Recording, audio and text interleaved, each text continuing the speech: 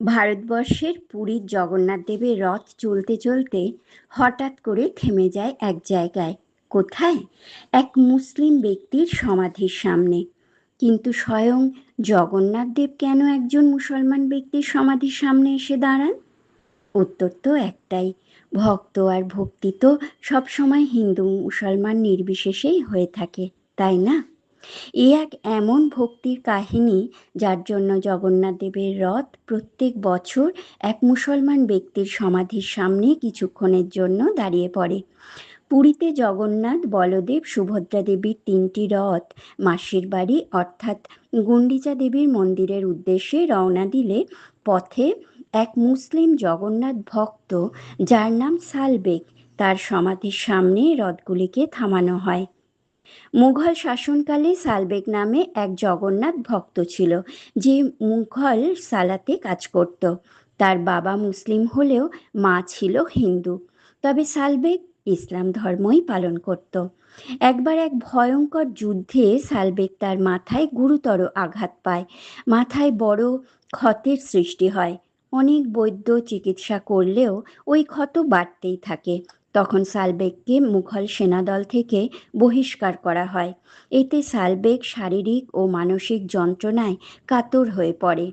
মা ছেলের এই যন্ত্রণা দেখে তাকে জগন্নাথ দেবের শরণ নিতে বললে মায়ের কথা মতন দিনের পর দিন সালবেগ জগন্নাথ দেবের আরাধনা করা শুরু করে।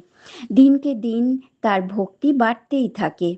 সালবেগ এতে মানসিক শান্তি পায়, শারীরিক কষ্ট তার কিছুটা কমে।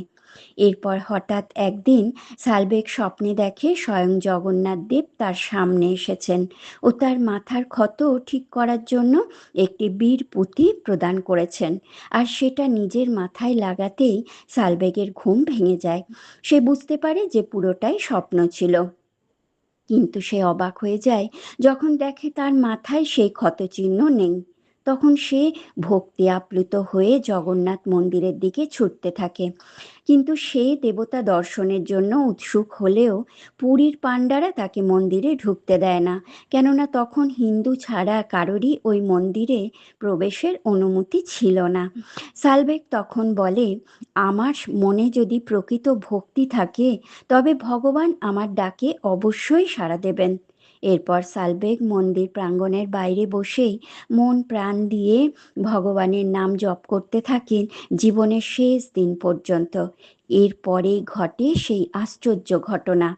রথযাত্রার সময় জগন্নাথ মন্দির থেকে গুন্ডিচা মন্দিরে যাওয়ার রাস্তার পাশে সালবেগের যে সমাধি তৈরি করা ছিল, জগন্নাথ দেবের রথ সেখানে এসে থেমে যায়। প্রচুর চেষ্টা করেও ওই রথ নাড়াতে কেউ পারেনি। মন্দিরের বড় বড় পুরোহিতরাও যখন কোনো বিধান দিতে পারেনি, তখন এক ব্যক্তি সালবেগের ভক্তির কথা সবাইকে জোরে জোরে বলতে শুরু করে। তখন সবাই মিলে সালবেগের নামে জয় জয়কার দিতে থাকে। এরপরই রথ আবার চলতে শুরু করে। সেই দিনের পর থেকে আজও রথযাত্রার সময় এই সমাধির সামনে রথকে কিছুক্ষণের জন্য থামানো হয়। জয় জগন্নাথ। তাহলে জগন্নাথ দেবের এমন এক ভিন্নধর্মী পরম ভক্তের কথা শুনতে কেমন লাগলো আপনাদের? কমেন্টে জানাবেন। চ্যানেল সাবস্ক্রাইব করে লাইক শেয়ার করে দেবেন প্লিজ।